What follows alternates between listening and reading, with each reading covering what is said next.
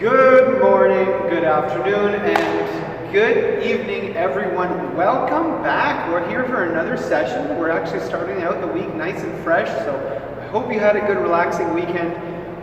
Winter is approaching. I expect snow to be on the ground any day. Maybe by the time you actually see this video, because I tend to record my videos in advance, there's already going to be snow on the ground. So that means we're going to be doing some extra work to flex your ankle, drop the toe, so when you're taking a step, you're clear of any obstacles, and strengthening your coordination, balance, and your legs.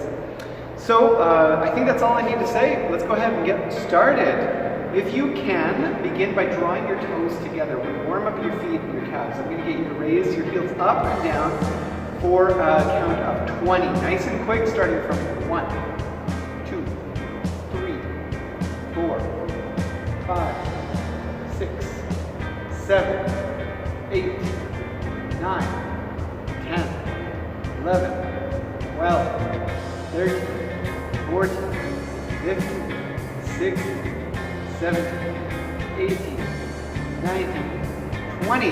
Shake the feet out. Now I want you to turn your toes out. Make sure your heels touch each other. We're going to do some slow heel raises. 1. Drop slowly. Let your heel kiss the ground and rise up. 2. Try not to let your weight actually settle onto the heel. 3. 4. Just focus on your pace. 5. Focus on your balance. 6. 7, 8, 9, 10, 11, 12, ooh, 13. You should be feeling this by now in your calves and your feet. 14, 15, 16, 17, 18, 19, and one more. 20. Let's shake those feet out. You are in luck today. I woke up this morning and I thought, what could I do to make sure that everyone has a good day like me? And of course it was obvious. Make them work their calves and their feet until those muscles are burning. That'll make you feel good. So we're going to do one more. We're going to make our toes face straight ahead. Our feet are perfectly in line with one another with a little bit of distance. We're going to do these really quickly, up and down for 20 from 1, 2. These are going to be the fastest ones. 5, 6, 7, 8. If you're not keeping up with me, that's okay. Just go as fast as you can muster. I believe this is 14, 15, 16, 17, 18, 19, and 20. We're not done yet. I'm going to continue to make you work your feet. But this time I'm going to involve the hip a little bit more. We're going to stand on one leg. We're going to just stretch this foot a little bit more. We're going to point and flex the foot as fast as you can. All right, you don't have to keep pace with me, but make sure point and flex over and over and over again as fast as you can.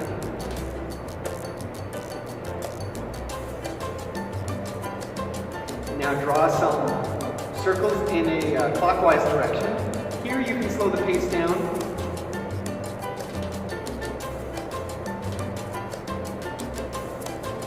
Now we're going to draw some circles in a counter-clockwise direction.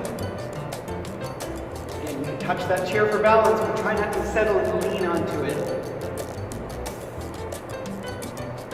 And now I want you to just the toes, point and flex the toes. Curl them in, extend them up. Curl them in, extend them up. And by this point, ladies and gentlemen, I fully expect that this hip is exhausted, it's burning, it's at least very warm. This foot too. The whole chain of muscles from the foot up are working. I've just distracted you with some range of motion, mobility work on this side. But this is really where most of the taxation is occurring. So shake that leg out. We're going to just switch over, flip over to the other side of the chair, repeat. So point and flex the other foot as fast as you can.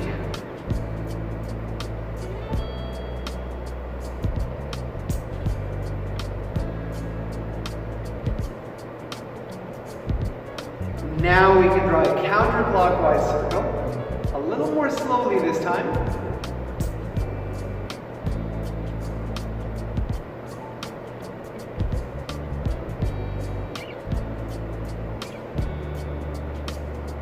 And you can switch direction.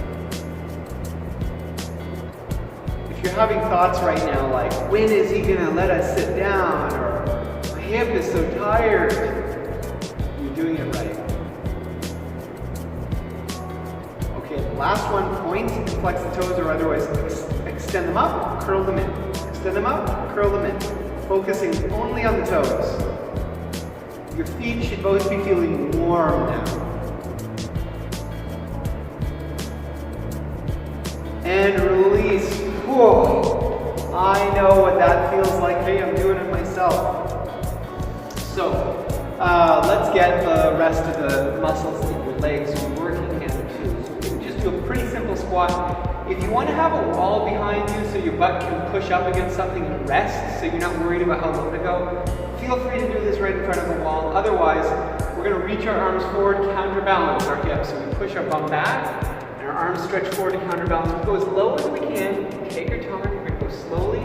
Raise up onto the balls of your feet. And then we're going to repeat. Slow is the name of the game today. Arms drop down as we rise up.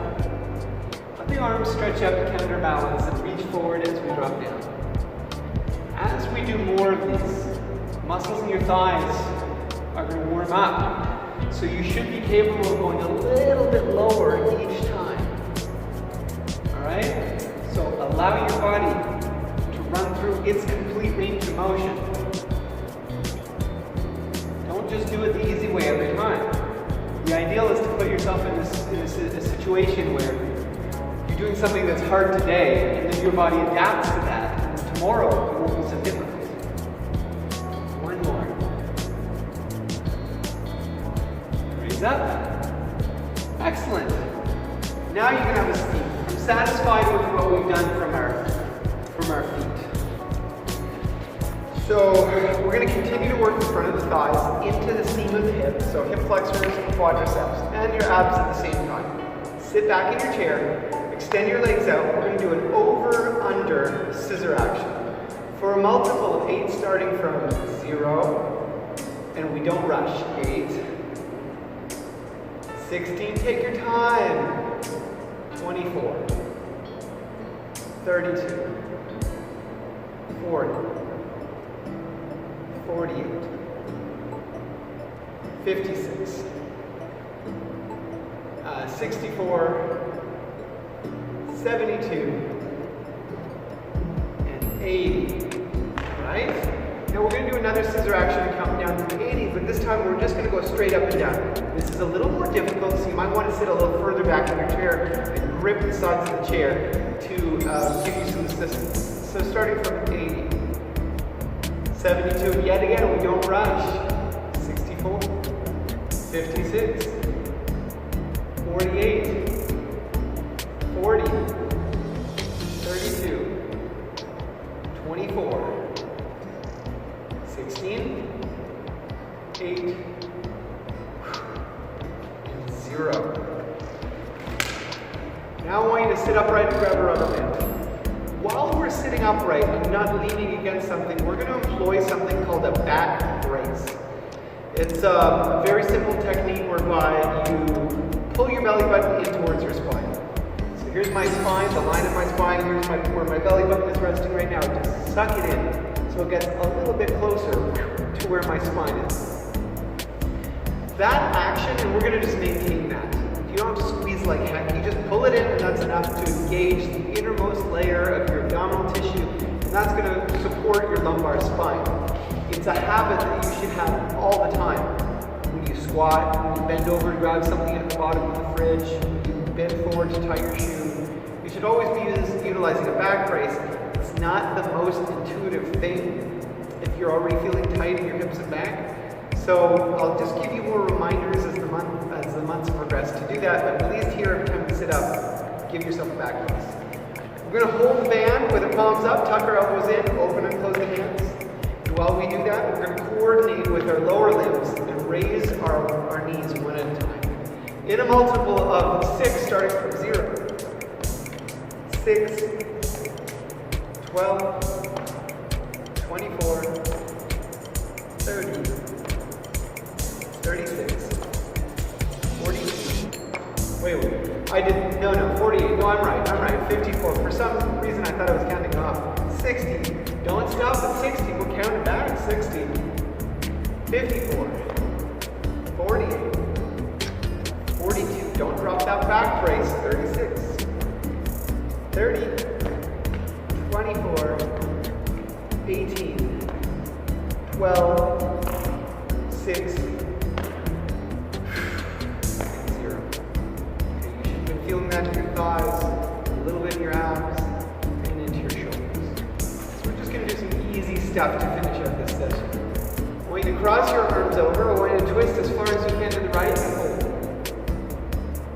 Then to your left. As far as you can go each time. To your right. Hold. Left. Hold. Now we're going to do this double balance action. Pick up the pace. 1, 2, then to the other side. 3, 4 in 2 sets of 8. So starting from 1, 2, switch. 3, 4, switch. 5, 6, 7, 8. One more count. 1, 2, 3, 4, 5, 6, 7, 8. I want you to breathe in. Raise your arms up, clasp the palms together, and pull your right arm over to the left. So we're stretching this chain of muscles. Breathe in, and then stretch to the other side and breathe out. Breathe in, breathe out. Breathe in, breathe out. Now I want you to release those hands. You're going to reach to the left as far as you can go, and then reach to the right as far as you can go, towards the floor. No folding forward while we do this. Don't try to fold forward just so you can touch the floor. It's about getting your fingertips as close to the floor as you can get without compromising the form. So it's a straight side bend. You can open the feet up a little wider to give yourself a better base of support while we do these. One more time over to the right. My favorite part, we're going to stretch our arms up, pick the ribcage up, breathe deeply in. And then as you breathe out, you're going to reach towards the floor and give yourself a nice stretch for your low back.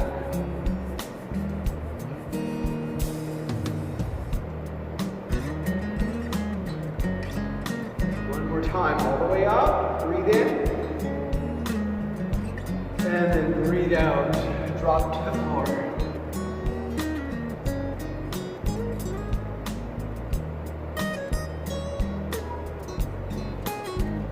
Okay, everyone.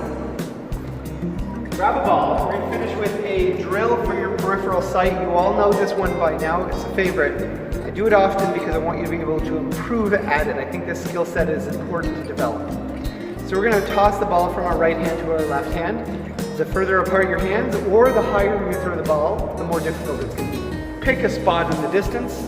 Fixate your gaze on that spot. Don't turn away from it. And we'll start. We're going to count in a multiple of 4s from 0. 4, 8, 12, 16. I'm going to let you count the next several numbers.